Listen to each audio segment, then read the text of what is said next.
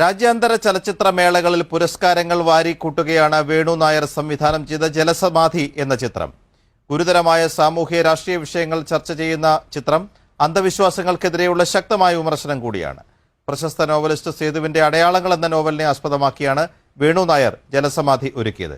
53 മേളകളിൽ പ്രദർശിപ്പിച്ച ചിത്രം ഇതിനകം 50-ലധികം പുരസ്കാരങ്ങളും നേടി. ഫാൽക്കൺ ചലച്ചിത്രമേളയിൽ മികച്ച നവാഗത സംവിധായകൻ ഉൾപ്പെടെയുള്ള അംഗീകാരങ്ങളും ജലസമാധിയെ തേടിയെത്തി.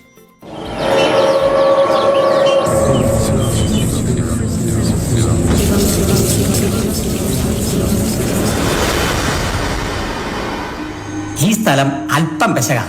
തൊട്ടു മുമ്പത്തെയാൾ ശരിക്കും പേടിച്ചോടുകയായിരുന്നു. ஊரில் எல்லாரும் பேசுறாங்க. அந்த பழனி அண்ணாவுக்கு வேலை கிடைக்குமா? അച്ഛന്റെ ജോലി മോനുക്ക് കൊടുക്കരുതാൻ പഴക്കം. രാജാ, ഒരു നാൾ ഉനക്കം ഇന്ത മാതിരി. അപ്പടിയൊന്നും വേണ്ട. ഇങ്ങനത്തെ കേസുകളിലൊക്കെ നമുക്ക് ചില പ്രൊസീജിയർ ഉണ്ട്. അതനുസരിച്ചൊക്കെ പേപ്പേഴ്സ് നീക്കിയാൽ മതി. ഇതിങ്ങനെ ആവർത്തിക്കുന്നുണ്ടാണ് സർ. ഇനിയുണ്ടല്ലോ കുറെ വയസ്സാരിവിടെ. അവരുടെ കാര്യം നോക്കണ്ടേ?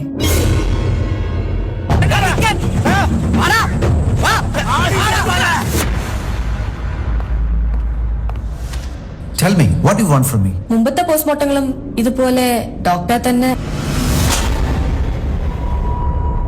അറബുമാടുകളെ പോലെയാണ് നാട്ടിലും വീട്ടിലും പ്രയോജനമില്ലാത്ത വയസ്സന്മാര്. എന്റെ മകനിക്കൊരു ജോലി, എന്റെ മകൾക്കൊരു കല്യാണം, അത് നീ സെഞ്ചു പോയി.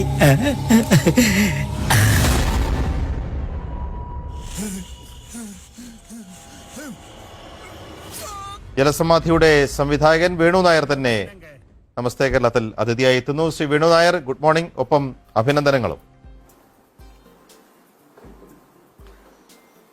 Good morning. Thank U.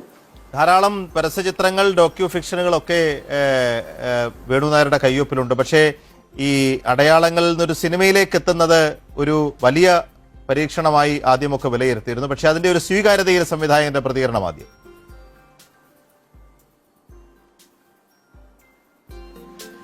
അല്ല, അത് ഒരു 25 രാജ്യങ്ങളിൽ നിന്നായിട്ട് 55 ഫെസ്റ്റിവലുകളിൽ 51 പുരസ്കാരങ്ങളോട് നമുക്ക് ജലസമാധിക്ക് കിട്ടിയുണ്ടായി. അത് ആഗോളതലത്തിൽ നമ്മുടെ സിനിമയ്ക്ക് ജലസമാധി കിട്ടിയ ഒരു വലിയ അംഗീകാരമായിട്ട് ഞാൻ കണക്കാക്കുന്നു. അത് ആഗോളതലത്തിൽ സ്വീകരിക്കപ്പെട്ടു എന്ന് ഞാൻ വിശ്വസിക്കുന്നു.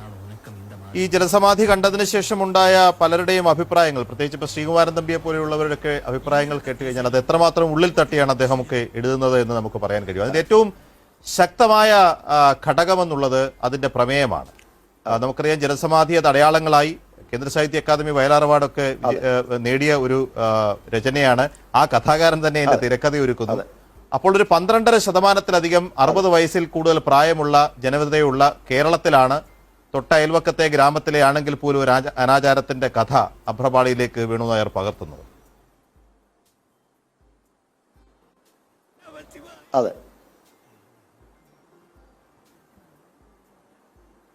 ഈ ജലസമാധി എന്നത് എന്താണെന്ന് പ്രേക്ഷകരോട് പറയാമെന്ന് എനിക്ക് തോന്നുന്നു. കാരണം ഇതൊരു അന്ധവിശ്വാസം എന്നൊക്കെ നമ്മൾ പറയുന്നതിനപ്പുറത്തേക്ക് ഒരു പ്രായം കഴിഞ്ഞാൽ ഒരു നോൺ പ്രൊഡക്റ്റീവ് എൻഡിലേക്ക് എത്തുമ്പോൾ എങ്ങനെയാണ് മനുഷ്യൻ സ്വന്തം വർഗത്തെ തന്നെ അവഗണിക്കുന്നത്, ഒരു പരിധിവരെ ഇല്ലായ്മ ചെയ്യുന്നത് എന്ന് വേണമെങ്കിൽ മനസ്സിലാക്കാൻ ബുദ്ധിമുട്ടായിരിക്കും പലർക്കും.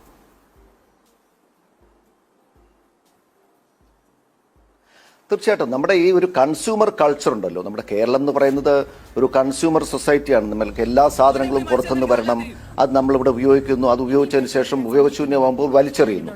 അപ്പോൾ ആ ഒരു കൺസ്യൂമർ കൾച്ചർ ഹ്യൂമൻ റിലേഷൻഷിപ്സിൽ വന്നാൽ അതെങ്ങനെയായിരിക്കും? അതിൻ്റെ ഒരു റിഫ്ലക്ഷനാണ് നമ്മുടെ ഈ സിനിമ എന്ന് പറയുന്നത്. ഇപ്പം തമിഴ്നാടിൻ്റെ പല ഭാഗങ്ങളിലും മുമ്പ് ഉണ്ടായിരുന്നതും എന്നാൽ ഇപ്പോൾ വളരെ റെയറായിട്ട് അങ്ങിങ്ങായും കാണുന്ന തലേക്കൂത്തൽ എന്ന് പറയുന്ന ഒരു ദുരാചാരത്തിനെ ബേസ് ചെയ്തിട്ടാണ് നമ്മൾ ഈ സിനിമ ചെയ്തിരിക്കുന്നത്. അപ്പോൾ അതിൻ്റെ അങ്ങനെ ഒരു അവസ്ഥ എന്ന് പറയുന്നത് പ്രായമായ ആളുകളെ അവർ അൺപ്രൊഡക്റ്റീവ് ആകുമ്പോൾ അവരെ ഇല്ലാതാക്കുക, അവരെ എലിമിനേറ്റ് ചെയ്യുക എന്നുള്ളൊരു പ്രക്രിയയാണ്. അപ്പം അതിൻ്റെ ഒരു അനുരണനം ആണ് നമ്മുടെ കേരളത്തിൽ കാണുന്ന ഈ നടതള്ളലും അതുപോലുള്ള വൃദ്ധസദനങ്ങളുടെ ഒരുപാട് കൂണ് പോലെ മുളച്ചു ഉയരുന്നതും. പിന്നെ അതുപോലെ നമ്മൾ നിരന്തരം നമ്മൾ പത്രങ്ങളിൽ കാണുന്നു, പ്രായമായ ആളുകളെ ഇൽട്രീറ്റ് ചെയ്യുക, മിസ്ട്രീറ്റ് ചെയ്യുക, അവർക്ക് ആഹാരം കൊടുക്കാതിരിക്കുക, അങ്ങനെ ഒരുപാട് തരത്തിലുള്ള നടത്തലുണ്ട്. ഞാൻ നേരത്തെ പറഞ്ഞില്ല. അപ്പോൾ അതുപോലെ ഒരുപാട് തരത്തിലുള്ള പ്രശ്നങ്ങൾ നമ്മുടെ പ്രായമായ ആളുകൾ അനുഭവിക്കുന്നുണ്ട്. അത് നമ്മുടെ കേരളത്തിൽ മാത്രമുള്ളൊരു വിഷയമല്ല, ഇതൊരു ആഗോള തലത്തിലുള്ള പ്രശ്നമാണ്. കാരണം നമ്മുടെ വൈദ്യശാസ്ത്ര രംഗത്തെ നമ്മുടെ കുതിച്ചിയാട്ടം, അപ്പോൾ അതങ്ങനെ വരുമ്പോൾ ഈ ലൈഫ് എക്സ്പെക്ടൻസി എന്ന് പറയുന്നത് വളരെ വളരെ കൂടുന്നു. അപ്പം അങ്ങനത്തെ ഒരു അവസ്ഥയിൽ മക്കൾക്കോ അല്ലെങ്കിൽ ബന്ധുക്കൾക്കോ ഒന്നും ഇവരെ ഒരു കാര്യമായി നോക്കാൻ പറ്റാത്ത അവസ്ഥ, അവർക്ക് ലുക്ക് ആഫ്റ്റർ ചെയ്യാൻ പറ്റാത്തൊരവസ്ഥയിൽ ആണ് ഇത്തരത്തിലുള്ള വിഷയങ്ങൾ ഉണ്ടാകുന്നത്. അപ്പോൾ അങ്ങനത്തെ ഒരു അവസ്ഥയിൽ നമ്മൾ എന്താണ് ചെയ്യേണ്ടത്? നമ്മുടെ ഈ കൺസ്യൂമർ കൾച്ചർ മാറ്റി ഹ്യൂമൻ റിലേഷൻഷിപ്സ് ഏറ്റവും കൂടുതൽ സ്നേഹത്തോടെയും ഏറ്റവും കൂടുതൽ വാമത്തോടും കൂടിയും നമ്മൾ മെയിൻറ്റെയിൻ ചെയ്യേണ്ടതിൻ്റെ ആവശ്യകത ആണ് നമ്മുടെ ശരിക്കും നമ്മുടെ ഈ സിനിമയിൽ കൂടെ നമ്മൾ പറയുന്നത്. ഈ സിനിമയുടെ ഒരു പ്രത്യേകത സേതു തന്നെയാണ് അതിന്റെ തിരക്കഥ തയ്യാറാക്കിയിരിക്കുന്നത് എന്നുള്ളതാണ്. അപ്പോൾ ആ കഥയോടുള്ള ഒരു പ്രതിബദ്ധത ഈ തിരക്കഥയിലേക്ക് എത്തുമ്പോൾ ഒട്ടും ചോർന്നു പോകാതിരിക്കും. അതുകൊണ്ട് ആ സേതുവിന്റെ തിരക്കഥ ഒരു സിനിമയിലേക്ക് എത്തിക്കുന്ന ഒരു പ്രോസസ്സ് എങ്ങനെയായിരുന്നു വേണു നായർക്ക്? അല്ല, അത് അദ്ദേഹം അതിമനോഹരമായി അത് ചെയ്തിട്ടുണ്ട് ആ സ്ക്രിപ്റ്റിൽ. എനിക്ക് കാര്യമായ ഒരു ചേഞ്ചും എനിക്ക് അതിൻ്റെ വരുത്തേണ്ടി വന്നിട്ടില്ല എന്നുള്ളതാണ് സത്യം. വാസ്തവത്തിൽ ഞാൻ ഈ തലേക്കൂത്തലിനെ കുറിച്ച് പല പത്രങ്ങളിൽ വായിക്കുകയും മീഡിയയിൽ ചില റിപ്പോർട്ടുകളൊക്കെ കാണുകയൊക്കെ ചെയ്തപ്പോൾ അതെൻ്റെ മനസ്സിൽ ഇങ്ങനെ കിടന്നിട്ടു. അതൊരു സിനിമയ്ക്കുള്ള ഒരു പ്രമേയമാണെന്നുള്ളത് എനിക്ക് നല്ലൊരു ബോധ്യം ഉണ്ടായിരുന്നു. ആ കാലഘട്ടത്തിലാണ് ഈ അടയാളങ്ങൾ സേതുവിൻ്റെ ഈ പല ദേശീയ അവാർഡും സംസ്ഥാന അവാർഡും ഒക്കെ കിട്ടുകയും അത് ഇന്ത്യയുടെ വിവിധ ഭാഷകളിൽ ട്രാൻസ്ലേഷൻസ് പോവുകയൊക്കെ ചെയ്ത ആ നോവൽ ഞാൻ വായിക്കുന്നത്. അപ്പോൾ അതിനെ ബേസ് കിട്ടുന്ന ആദ്യം ഞാനൊരു ചെറിയൊരു സ്ക്രിപ്റ്റ് ഉണ്ടാക്കിയിരുന്നു. അപ്പം അത് ഈ കഥയുമായി കാര്യമായ ബന്ധമില്ല. എന്നിരുന്നാൽ പോലും അതിന് ശേഷം ഈ സംഭവം നടന്നതിന് ശേഷമുള്ള ഒരു മകൻ്റെ അന്തർസംഘർഷങ്ങളായിരുന്നു ഞാൻ എഴുതിയിരുന്നത്. അപ്പം ഞാൻ ഈ സ്ക്രിപ്റ്റ് എഴുതിയിട്ട് സേതു സാറിന് ഇതൊന്ന് വായിക്കാൻ കൊടുക്കുന്നതിന് വേണ്ടി ഞാൻ വിളിച്ചു. അപ്പോഴാണ് സേതു സാർ പറഞ്ഞത്, ഞാൻ ഇങ്ങനെ ഒരു സാധനം ചെയ്തിട്ടുണ്ട്, ഒരുപാട് റിസർച്ചൊക്കെ ചെയ്തിരിക്കുന്നതാണ്, അപ്പോൾ വേണോ ഒന്ന് വായിച്ചു നോക്കൂ, താല്പര്യം ഉണ്ടെങ്കിൽ അത് നോക്കൂ എന്നിങ്ങനെ പറഞ്ഞു. അപ്പം ഞാൻ പറഞ്ഞു ഓക്കെ ഡെഫിനറ്റ്ലി. അപ്പം അങ്ങനെ ഒരു സാധനം ചെയ്തിട്ടുണ്ടെങ്കിൽ പ്രത്യേകിച്ച് സേതു സാറിനെ പോലുള്ള വലിയ ഉന്നതങ്ങളിൽ നിൽക്കുന്ന ഒരു എഴുത്തുകാരൻ ഈ എനിക്ക് ഏറ്റവും ഇഷ്ടമുള്ള ഒരു പ്രമേയത്തെക്കുറിച്ചൊരു തിരക്കഥ തയ്യാറാക്കിയിട്ടുണ്ടെന്ന് പറയുമ്പോൾ അത് തീർച്ചയായിട്ടും വലിയ സന്തോഷം ഉണ്ടാക്കുന്നില്ല. അപ്പം ഞാൻ പറഞ്ഞു തീർച്ചയായിട്ടും അതൊന്ന് തന്നാൽ ഞാൻ ഒന്ന് വായിക്കാമെന്ന് പറഞ്ഞു. അപ്പം ഇമ്മീഡിയറ്റ്ലി എനിക്ക് അയച്ചു തരികയും അത് വായിച്ചു കഴിഞ്ഞപ്പോൾ എനിക്ക് മനസ്സിലായി ഇത് ഈ കഥ ഞാൻ ഉദ്ദേശിക്കുന്ന ആ ത്രെഡ് ഇതിൽ നന്നായിട്ട് പറയാൻ സാധിക്കില്ല എന്ന് എനിക്ക് മനസ്സിലായി. അങ്ങനെയാണ് ഞാൻ സേതു സാറിന്റെ ആ സ്ക്രിപ്റ്റ് നമ്മൾ ചെയ്യുകയും അത് സ്വീകരിക്കുകയും ചെയ്തത്. ഓക്കെ, ഈ സിനിമ ഞാൻ സിനിമയായി കണ്ടിട്ടില്ല, പക്ഷെ പലരുടെ റിവ്യൂകളിലും അതിന്റെ ദൃശ്യങ്ങളിലും ഒക്കെ കണ്ടതിൽ നിന്ന് മനസ്സിലാക്കിയാണ് ഞാൻ താങ്കളോട് എന്റെ അറിവിലുള്ള ചോദ്യങ്ങൾ ചോദിക്കുന്നത്. അപ്പോൾ ഈ മുനിസ്വാമിയായുള്ള ഭാസ്കരന്റെ ഒരു പകർനാട്ടം, ഭാസ്കരന്റെ അവസാനത്തെ മുഖം, ഭാസ്കർ എന്നുള്ള ഒരു കഥാപാത്രം യഥാർത്ഥത്തിൽ സ്വാംശീകരിച്ച രീതി, അതൊക്കെയാണ് എല്ലാവരും എടുത്തു പറയുന്ന ഒരു കാര്യം. രണ്ട് വലിയ ആർഭാടങ്ങളൊന്നും ഇല്ലാതെ തന്നെ വളരെ തീക്ഷ്ണമായി പ്രമേയത്തെ അതേപോലെ അതിന്റെ തനിമ നഷ്ടപ്പെടാതെ പകർത്താൻ കഴിഞ്ഞു എന്നുള്ളത്. അതെ അതെ തീർച്ചയായിട്ടും. ഈ ഭാസ്കർ എന്നുള്ള MS ഭാസ്കർ എന്ന് പറയുന്ന വാസ്തവത്തിൽ ഒരു തമിഴ് നടനാണ്. പറഞ്ഞോളൂ. ചോദിച്ചോളൂ.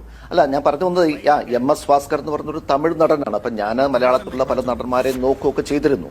അപ്പോൾ പലരും അത് ഈ പ്രധാന വേഷം ചെയ്യാമെന്നൊക്കെ പറഞ്ഞെങ്കിലും കാര്യത്തോട് അടുക്കുമ്പോൾ അത് പിന്നീട് ആവട്ടെ, ചെയ്യാം, നോക്കാം, വരട്ടെ എന്നൊക്കെ പറഞ്ഞ് അങ്ങനെ ഒരു വല്ലാത്തൊരു മനസ്സും മടുത്തിരിക്കുന്ന അവസരത്തിലാണ് നമ്മുടെ എൻ്റെ ഏറ്റവും അടുത്തൊരു സുഹൃത്ത് നടനുമായിട്ടുള്ള വിഷ്ണുപ്രകാശ് ചേട്ടനും ഞാനിങ്ങനെ സംസാരിക്കുന്നത്. അപ്പോൾ വിഷ്ണുപ്രകാശ് ചേട്ടൻ്റെ ഒരു സജഷനാണ് MS ഭാസ്കർ എന്ന് പറയുന്ന നടൻ.